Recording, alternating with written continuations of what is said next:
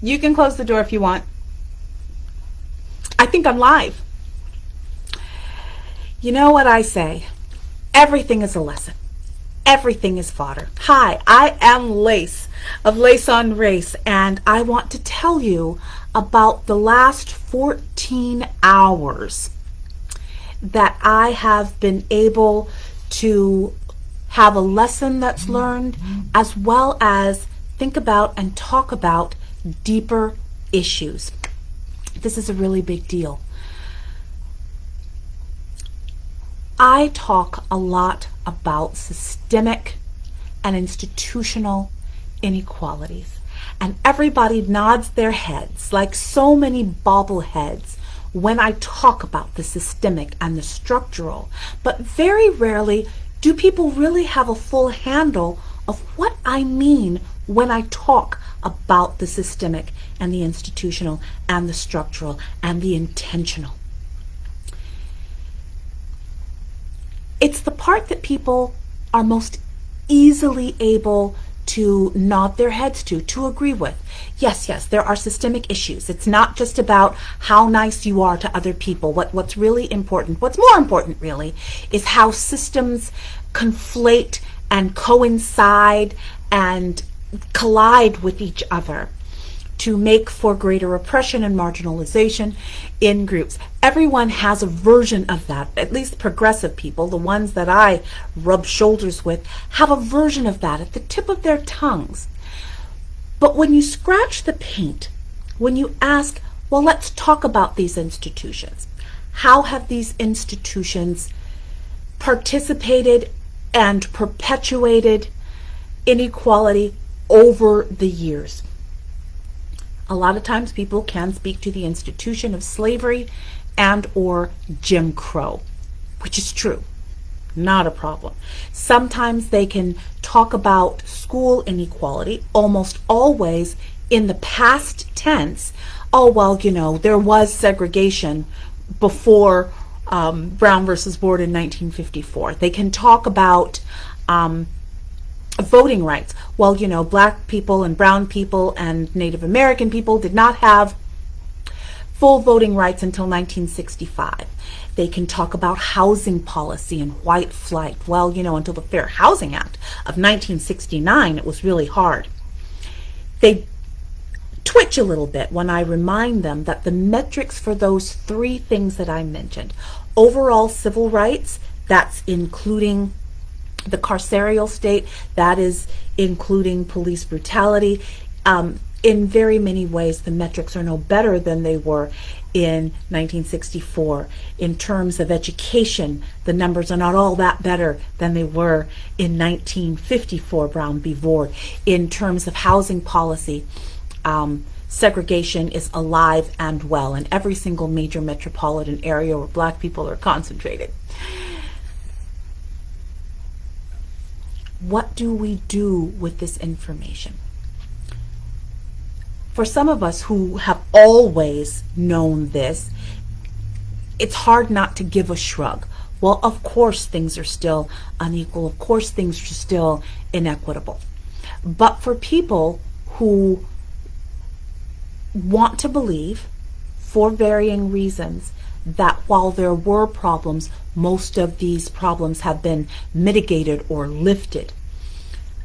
To be told that the system that we all currently live under, the soup that we all currently live in, is still every bit as oppressive, every bit as marginalizing as from when our parents or our grandparents were experiencing it, either as active participants or as witnesses in the 40s, 50s, 60s, and 70s.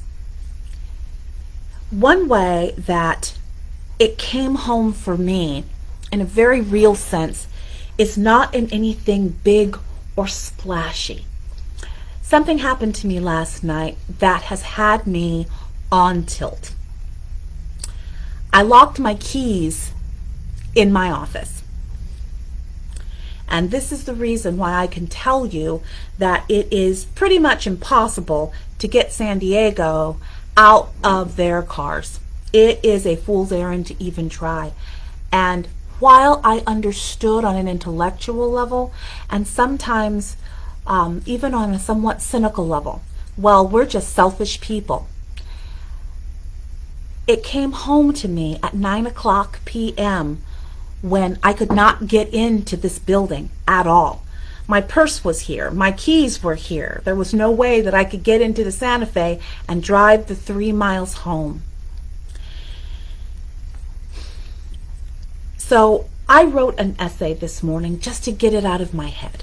And we're going to talk about it because in order to talk about transit policy, we also need to talk about housing policy. We also need to talk about jobs policy. We also need to talk about union policy because the Metropolitan Transit District used to be unionized San Diego Transit.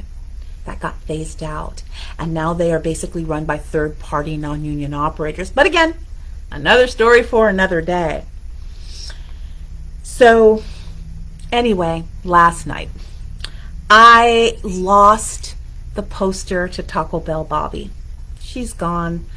That's for me to mourn and to process. But I went outside to where the trash cans were to see if our custodian had left it there. But I forgot to take with me my key to the building because it automatically locks. The default is it locks. You have to try to unlock it. And then once you unlock it to get in, it locks right back. Very great for security, not great for forgetful people like myself. So I was definitely locked out. And I did something that I normally never do, which is I locked the Santa Fe too. So I was left on my own. So what to do? What to do? All there was to do is have my evening devotionals in the prayer garden. That was handy. But also think about how or even if I was going to get home. I mean, seriously, it took me almost 10 minutes to hear a voice in my noggin say, you know, Lace, it's only 3 miles. You could either walk, which wasn't going to happen, up and down hills. This is Lemon Grove, y'all. Or you could always call for a cab. I mean, I was using my smartphone as a flashlight around the trash area, so I did have my phone. So I was able to call a car service and get home. But I want to think beyond my relative inconvenience and really think about the implications of everything that went down last night. There was no bus service at 9 p.m. in La Mesa or Lemon Grove. This morning, I said to myself, well, you know, I don't have the truck, but I don't want to take another car service, so I'll just take the bus. And as you'll see in the essay that's on both my personal page and at Lace on Race, you'll see I took a screenshot of the bus schedule. Well, not the bus schedule for today, but any given bus schedule. There is no bus service from my home to make it easy. So it wound up, if I had taken the bus today, that it would have taken over an hour to go 3 miles. And I would have had to walk over a mile, going south, and then take a bus that went west, and then take another bus that went north, and then take another bus that went east to get to the campus. A trip that, by car, depending on how the lights are doing on Massachusetts Avenue, takes between 10 and 15 minutes. Y'all, that's just not okay. It's just not okay. And see, here, this is the kicker. Even if I had decided to take the bus last night, I only have $5 on my transit card. Purse was here, wallet was here. There was no way that I could add money to my account because I had locked myself out and my wallet was still here at the center. So I couldn't even reload. I use transit when I'm going out of town to catch Amtrak or to catch a plane to the airport a lot of the time. This is interesting. A one-way to go 3 miles from Southwest Lemon Grove, North Encanto, to Vista La Mesa would have been $6 one way. $6 one way. $12 round trip. If I didn't have my Santa Fe waiting for me outside, this would be a $12 trip. We need to pivot here, and we need to deeply confront this, and we need to deeply confront this hard. These are the barriers that the main constituencies, the main passengers of San Diego's metropolitan transit system have to contend with on the daily. We need to take a good hard look at who the main transit constituencies are in San Diego's MTS and why they don't matter to MTS at all. Because, let's just tell the truth, y'all. Despite all the flashy advertisements and public relations campaigns and catchy slogans, the main patrons who use public transportation, particularly people in city hubs and inner ring suburbs, which is where I live, tend to have to live with one or more marginalizations when it comes to life in general and, for our purposes, to travel in particular. They're disabled, they're old, they're poor, they're people of color. Now, this is really important to confront. The Massachusetts trolley station, which is the closest one to my house, I think the trolley still stops there, but there's no more bus service. That's been true for years. The one bus that is within reasonable walking distance, about 3 blocks to me, has no Sunday service at all. That's why I would have had to walk a mile to get to the first of 3 buses to get to this campus. Now, I want to be really clear here. This was and is a minor issue for me. For me. I had a smartphone that night. Had it with me. The weather last night was really pleasant.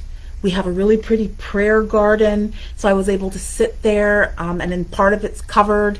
And in any case, even if it wasn't, it was really nice. It was about 70 degrees outside last night. And while my back molars itched when I thought about having to pay a total of $20 to grab a cab service, and I did again this morning, so almost $40 for a round trip to and from my house. Even though I didn't want to spend it, I had it to spend. That's deep privilege, y'all. That is real privilege. I am also a 50-something, almost 60-year-old woman. I'm middle class if you want to play really fast and loose with the term middle class, and if you squint really hard, I might qualify for that. And crucially, by the way, I'm able-bodied enough, despite my relatively advanced years. If I absolutely had to, I could have walked that mile to the 62nd Street trolley station, even with my bad hip and my trick knee. But that's only for this morning. Last night, there were no buses at all. So let's change it up a little bit. Let's say I couldn't walk a mile to the bus stop. Let's say I didn't have a car and would have to spend $12 whole to get to and from a total of 6 miles. $12. Now, I don't drive a gas guzzler per se. I drive a mid-size SUV, a Santa Fe. I'm the first one to tell you that it's no Prius. But it doesn't take me $12 to go to and from my house from the center, that 6-mile round trip, even with current gas prices. I'm here on campus at least 4 times a week.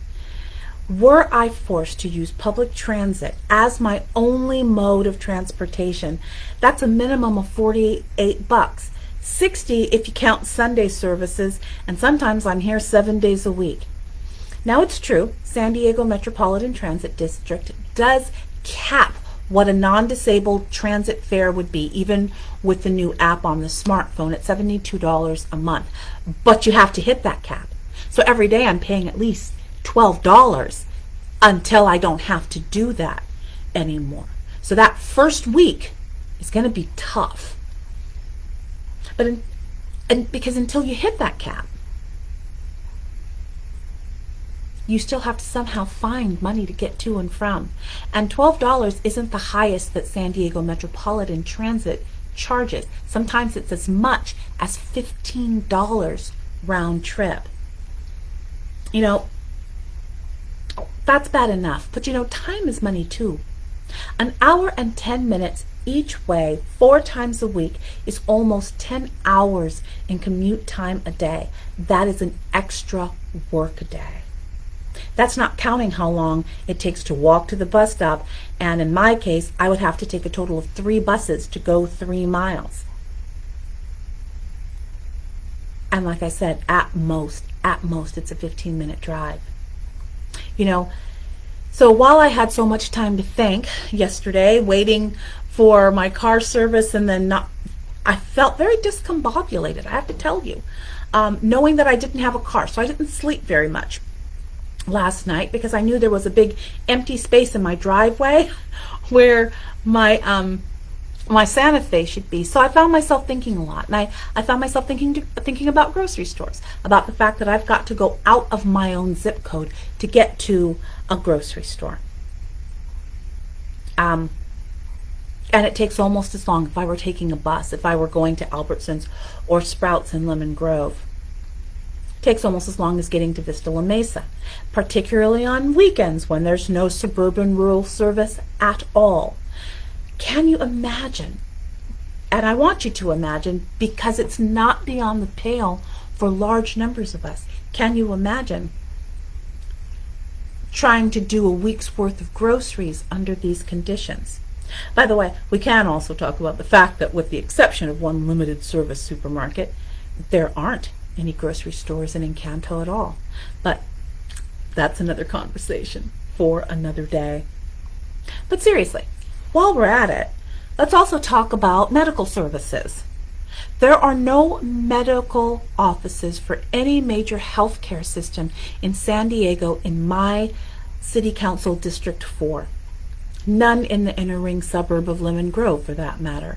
No Scripps, no Kaiser, no Sharp, no UCSD Medical Center. And that means that people are riding upwards of 3 hours to get basic medical care. That's absolutely true for me. The closest Kaiser is 10 miles away. That's almost 3 hours on a bus. I checked. It should also be noted that, not for nothing, there is almost no bus service to employment hubs in San Diego. Biotech, technology, the Qualcomms, the biotechs of the world, the major academic centers, with the possible exceptions of downtown and Kearny Mesa, which are largely government workers. But that's not where the action is. The action is in Poway, Scripps Ranch, Rancho Penasquitos, going up the 15 that has been built out only in the last 30 years or so, and the biotech and telecom hubs that I was talking about, the Qualcomms in La Jolla, in Sorrento Valley, and in the rest of the Golden Triangle, very far north of where most brown and black people live. This all but ensures that there will be underrepresentation of black and brown people in the various industries that are on the rise in San Diego.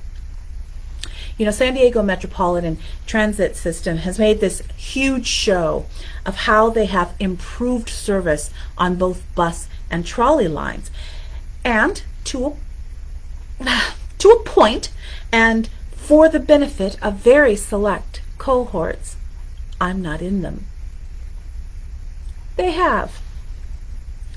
The gentrified neighborhoods of North Park and Hillcrest are enjoying what's being called rapid transit, where they dedicate an entire lane on city streets, which means narrowing streets for cars, they're more or less used like trolleys. Lots and lots of service. They come every 15 to 20 minutes and they stay for a long time. I think their last run is around midnight. Compare and contrast that with inner ring suburbs and parts of black and brown San Diego. You know, they're really pretty. They're really pretty. And what's also really pretty is the San Diego trolley, which expanded its blue line that used to only go from San Ysidro up to downtown, and then it expanded into Old Town, and now it goes all the way up to Rich, La Jolla, and UCSD. It is currently painfully underutilized, just like the buses that are dedicated to go up the 15 corridor into affluent northern suburbs like Rancho Penasquitos and Scripps Ranch. They're also incredibly underutilized. The fleet is brand new. Oh my God, it's beautiful. And the buses almost look like charter buses doing a one-day turnaround to Las Vegas. The new trolleys that go up to La Jolla are orders of magnitude better than the ones in less affluent areas. So it's not like MTS doesn't have the money to do it better than it currently does. It's all about where they choose to place their resources and who they choose to pander to. And yes, I'm anticipating possible queries and even pushback here as to two seemingly contradictory statements that I just made. The first one is that there is expanded bus service in affluent areas, and I just said at the same time that marginalized people are kept from accessing those job hubs. Both things are true at the same time.